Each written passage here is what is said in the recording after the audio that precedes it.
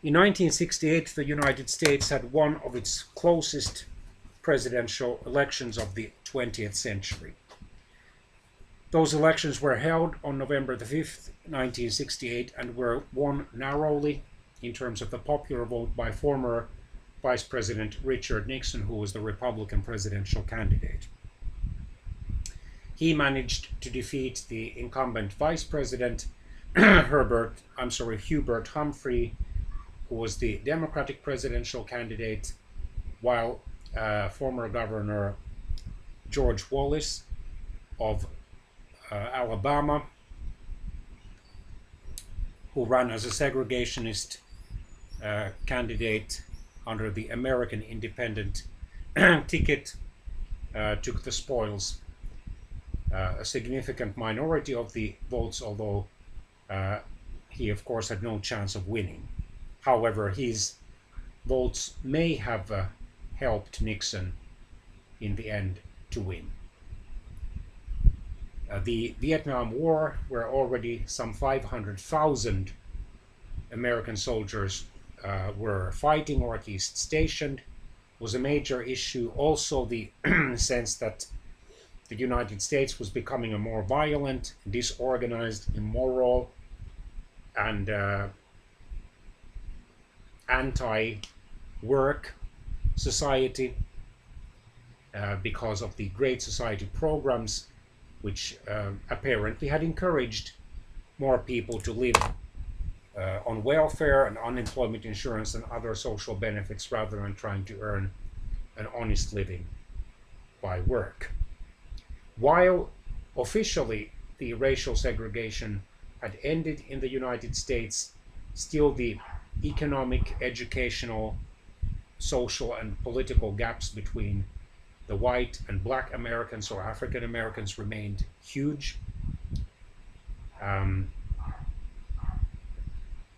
there had been a number of race-related riots in the United States, for example, in Watts, a suburb of, if I remember correctly, Los Angeles in 1965 or 1964, and then Detroit in 1967.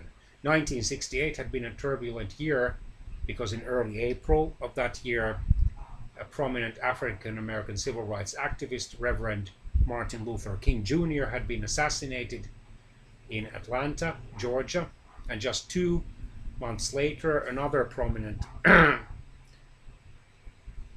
political figure of the United States, Democratic Senator Robert Kennedy, had been assassinated in Los Angeles while celebrating his victory in the California Democratic primary. Under these circumstances, obviously, clearly more American voters wanted order rather than more freedoms and rights and progress, and that made many basically democratic-minded Americans to vote for Nixon rather than Humphrey.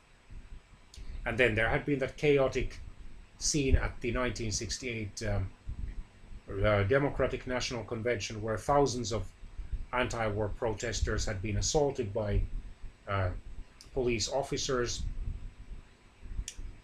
because of their violent demonstrations. Violent and otherwise provocative demonstrations. Anyway, Nixon triumphed narrowly in the terms of the popular vote, getting some 31,784,000 votes, or 43.4% of the total. Humphrey received about 31,272,000 votes, or 42.7% of the total, and Wallace took some 9,901,000 votes, or 13.5% of the total. Nixon managed to win 32 states. Humphrey took 13 states and Washington, D.C., while Wallace took the remaining 5 states. And their running mates were respectively Spiro Agnew, who was then serving as the Republican governor of Maryland, Senator Edmund Muskie of Maine, and then military officer Curtis LeMay. In the simultaneously held congressional elections, Democrats retained their majorities, although they did lose a number of seats to the Republicans.